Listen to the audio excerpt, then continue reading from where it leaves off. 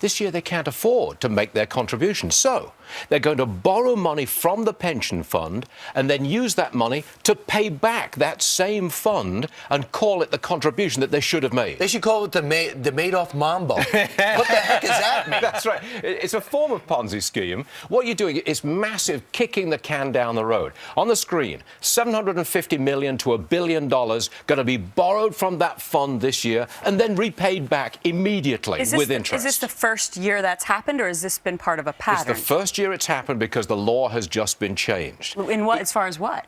Allowing them to do that? Allowing cities and towns in New York State to do that, yes. So who would pass that? The state legislature. New York. And Governor Cuomo, who wants to avoid an immediate crisis.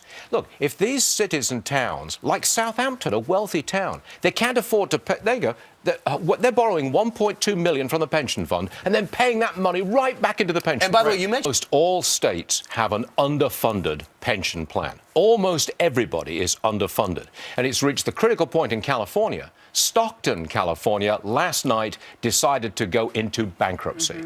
And this is going to happen all over the place, except New York, where they've got this special rule that you can loot the pension fund. But don't some states or cities have it in their constitutions that you cannot go bankrupt? New York State, no state can go bankrupt. That is true. You cannot go bankrupt, not allowed to. But what you can do in New York is borrow from the pension fund, pay it back immediately with interest down the road, and ultimately ruin that pension fund.